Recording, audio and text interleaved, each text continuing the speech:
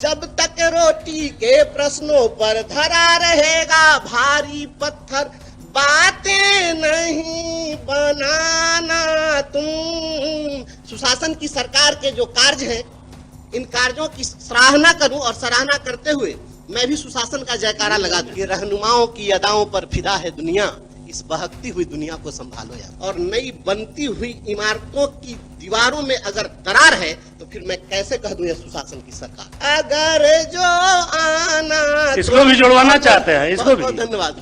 राज्यपाल के यहाँ ये भी पहुँचाना चाहते हैं।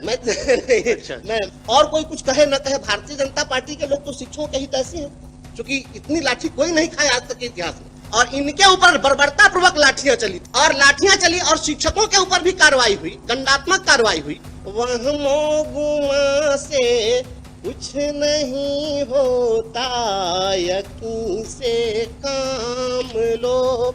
ये अपने समाज में अभी बहुअर्थी गाने बजाए जाते हैं। कितना बड़ा शोषण हो रहा है इस राज्य के अंदर। आप सभी लोग और सदन में उपस्थित अपने तमाम श्रेष्ठ सम्मानित सदस्यगण के प्रति भी आभार व्यक्त करते हुए, आप सभी के प्रति सम्मान समर्पित करते हुए विनम्रता पूर्वक अपनी बात शुरू करना चाहता हूं। मैं तो आज पहली बार बोल रहा हूं और नया निर्वाचित होकर आया हूं। यहाँ हमारे सत्ता पक्ष और विपक्ष के हमारे सम्मानित नेतागण बैठे हैं, सभी सदस्यगण अपनी अपनी बात रख रहे हैं। तब मुझे दुष्यंत की पंक्तियां याद आती हैं, जिसमें उन्होंने कहा कि रहनुमाओं की अदाओं पर फिदा है दुनिया, इस बहकती हुई दुनिया को संभालो यारो। और तब मैं यह कहना चाहता हूं, यहाँ जब बातें आई, अभी तो भगवान बाबू चले गए, उन्होंने जब शुरू किया था तो अपेक्षा यह थी कि महामहिम के अभिभाषण के बाद इस पर जब चर्चा हो तो हर सत्ता पक्ष के लोग यही चाहेंगे कि जो अभिभाषण हुआ उसका स्वागत हो, उसका समर्थन हो। हमारी भी इच्छा होती है कि मैं भी सुशासन की सरकार के जो कार्य हैं, इन कार्यों की सराहना करूं और सराहना करते हुए मैं भी सुशासन का जयकारा लगा दूं। लेकिन सभापति महोदय, मैं यह कहना चाहता हूं, दो पंक्तियां समर्पित करता हूं। यकीन से काम लो, वहमो गुमा से कुछ नहीं होता, यकीन से काम लो। जमी पर चलने वालों, आसमां से कुछ नहीं होता, यकीन से काम लो।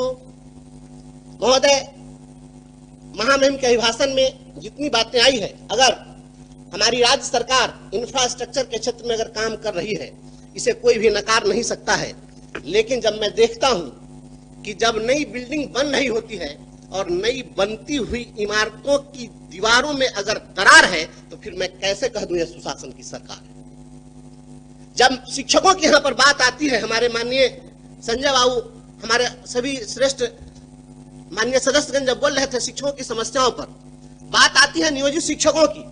हमारे सत्तारूढ़ दल में आज भारतीय जनता पार्टी के लोग शामिल हैं, यहाँ बैठे हैं।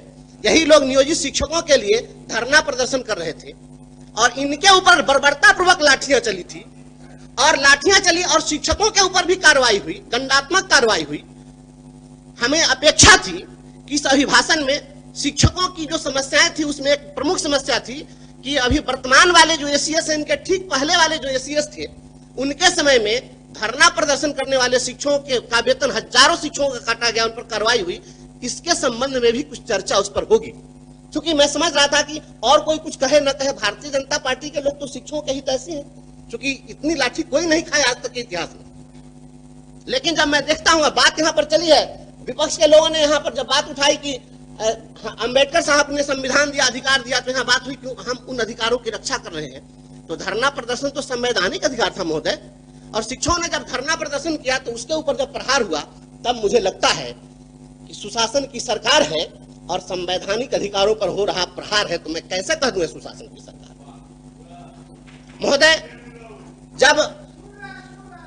महोदय मैं छोटा सदस्य, मुझे बोलने दिया जाए।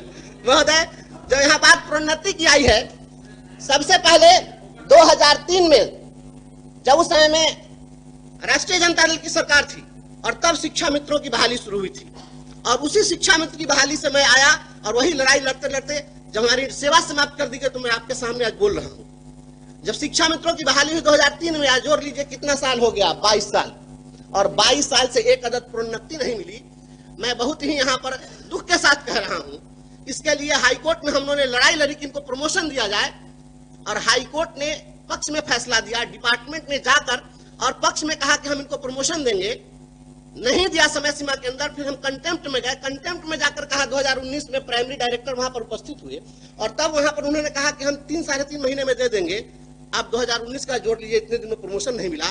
तब मुझे महोदय यह कहना पड़ रहा है कि अभिभाषण में इस बात को शामिल किया जाना चाहिए। अगर आप शिक्षकों के सच्चे हितैषी हैं तो यह शामिल होना चाहिए था कि इनको प्रोन्नति दी जाएगी। और मैं समझता हूं कि जहां यह अपेक्षा है आपके जयकारा लगाने की, तो जहां पर हाई कोर्ट भी लाचार है तो फिर मैं कैसे कह दूं ये सुशासन की सरकार है। इसलिए महोदय और माननीय मुख्यमंत्री हमारे आदरणीय श्री नीतीश कुमार जी समाज सुधार के लिए भी जाने जाते हैं। अपना पॉइंट देख रहे हैं जी, पॉइंट है इसमें। आप जो बात जी, तो 2 मिनट और समय है जी, उसको बस बोलिए। मैं बहुत ज्यादा लंबा नहीं बोलूंगा महोदय, मैं बहुत ज्यादा बोलने के पक्ष में नहीं हूं। मैं ऐसा कुछ नहीं है, सभी लोग बोल चुके हुए हैं।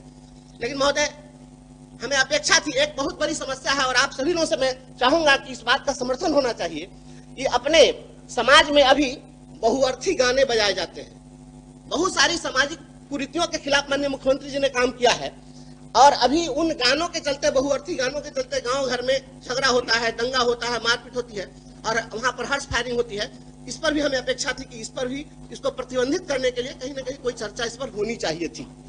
जब यहाँ पर बात आई है, रोजगार की बात आई है, यहाँ पर बहन शशि जी बोल रही हैं, बार बार इन सभी लोगों का सवाल आ रहा है रोजी रोजगार की।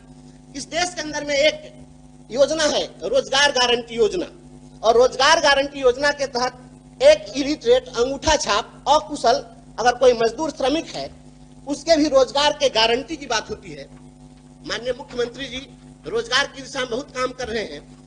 तो इस देश के अंदर में अगर अकुशल, अंगूठा छाप, अशिक्षित लोगों के लिए रोजगार की गारंटी की बात होती है तो स्नातक जो पास है उनके स्नातकों के रोजगार की गारंटी की बात क्यों नहीं होती है? इससे तो अच्छा है तो स्नातक न करके अगर अंगूठा छाप रहते तो उनको रोजगार मिल जाता। तो हमें अपेक्षा थी कि सभी स्नातकों के रोजगार की गारंटी सुनिश्चित करने की बात इसमें होनी चाहिए थी, ऐसी हमारी अपेक्षा थी। और महोदय बात वित्त रहित गुरुजनों की आई है, आदरणीय संजय बाबू ने बातें यहाँ पर कही है। मैं वित्त रहित शिक्षकों की समस्या बार बार हम लोग पहले भी अखबार के माध्यम से, टीवी चैनलों पर देखते रहे हैं। यह सदन वित्त रहित गुरुजनों के पक्ष में, उनके लिए हमेशा आवाज सदन से आती रही है। लेकिन 2016 के बाद अगर उनको अभी तक अनुदान नहीं मिला, जो सरकार स्वयं वादा की थी, खुद यह नियम बना करके, अधिसूचना जारी करके और तय किया था कि हम इन्हें अनुदान देंगे, तो आखिर उस अनुदान की भी राशि नहीं दी गई। तो हम फिर बाद में हम लोग बात करेंगे वेतनमान की, तो वह मैं समझता हूं कि हम लोग की अपेक्षा थी कि इसमें इसकी चर्चा होती। आउटसोर्सिंग कर्मियों की बात हुई है, कितना बड़ा शोषण हो रहा है इस राज्य के अंदर। आप सभी लोग इस चीज से भली भांति अवगत हैं कि आउटसोर्सिंग एजेंसियों के माध्यम से, जी मैं समाप्त कर रहा हूँ, आउटसोर्सिंग एजेंसियों के माध्यम से ना 5 में फिर ठीक है, सदन की सहमति सभापति महोदय मैं तुरंत समाप्त कर देता हूँ, बस 1 मिनट में सहमति लेनी पड़ेगी, टाइम बढ़ाना जी पड़ेगा। मैं तुरंत समाप्त करता हूँ। तो आउटसोर्सिंग एजेंसियों को जो छूट दे दी गई है, तो क्या शोषण का अधिकार दे दिया गया है कि आप 8,000 और 7,000 पर काम लीजिए? इस पर रोक लगनी चाहिए। और मैं इस शब्द के साथ बात समाप्त करता हूं कि जब तक रोटी के प्रश्नों पर धरा रहेगा भारी पत्थर, बातें नहीं बनाना तुम मेरी गली में खुशी खोजने कभी अगर जो आना। इसको भी जुड़वाना चाहते हैं, इसको भी। धन्यवाद। राज्यपाल के यहाँ ये भी पहुंचाना चाहते हैं।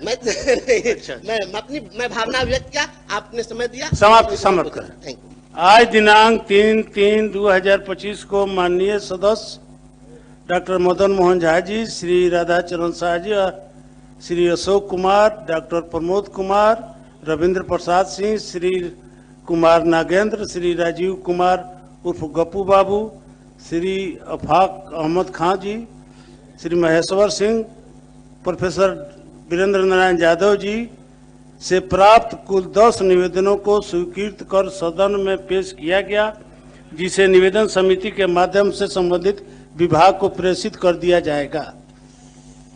महामहिम के अभिभाषण पर कल भी माननीय सदस्यों का भाषण जारी रहेगा।